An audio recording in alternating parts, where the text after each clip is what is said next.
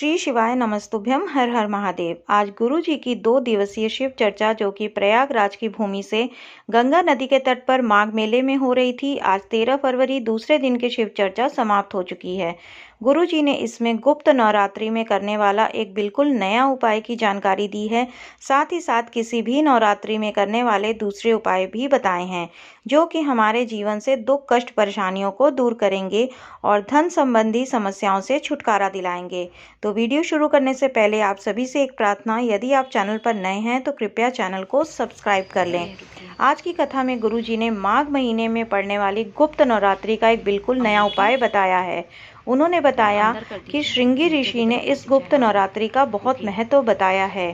गुरु जी ने बताया कि साल में 2 गुप्त नवरात्रि पड़ते हैं और एक गुप्त नवरात्रि इसी माघ महीने में पड़ता है, जो कि 12 तारीख से लेके 18 फरवरी तक है। यानी कि अभी गुप्त नवरात्रि चल रहे हैं। तो आज का यह उपाय आप कल के दिन अवश्य कर सकते हैं। तो आपको अपने घर में या किसी भी स्थान पर या हमारे घर में ही 2 शिवलिंग का निर्माण करना है। यदि हमारे घर में 2 शिवलिंग नहीं हैं तो हम अपने घर के गमले में, बगीचे में 2 शिवलिंग का निर्माण करेंगे। एक को शिव जी का स्वरूप मानेंगे और दूसरे को माता पार्वती जी का स्वरूप मानेंगे। पहले वाले शिवलिंग पर आपको 9 लाल फूल अर्पित करना है और दूसरे पर 5 सफ़ेद पुष्प अर्पित करना है। पुष्प अर्पित करने के बाद एक घी का दीपक जलाएंगे और पूजन करेंगे। जिस प्रकार आप मिट्टी का शिवलिंग बनाकर पूजन करते हैं, ठीक उसी प्रकार आप पूजन करेंगे। और फिर बाद में उन शिवलिंग और वह जो लाल और सफ़ेद दोनों तरीके के फूलों को आपको विसर्जन करना है। आप किसी भी नदी, तालाब, बावड़ी, कुआं वहां पर विसर्जन कर सकते हैं। और यदि आप वहाँ नहीं विसर्जन कर पा रहे हैं, यदि आपके घर के आसपास तालाब, बावड़ी, कुआं नहीं है, तो आप किसी भी वृक्ष के नीचे विसर्जन कर सकते हैं। यह उपाय माघ महीने में पड़ने वाले गुप्त नवरात्रि में ही किया जाता है।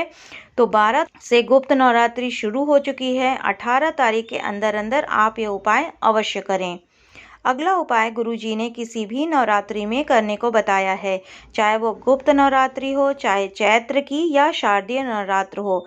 तो गुरुजी ने कहा कि हमें नवरात्रि में शिव और शक्ति दोनों का पूजन साथ साथ करना चाहिए, जिससे दोनों की कृपा हम पर हमेशा बनी रहे और हमारी मनोकामना शीघ्र अतिशीघ्र पूर्ण हो। इसलिए जब हम अपने घर के बगीचे में, गमले में ही हमें एक शिवलिंग का निर्माण करना है।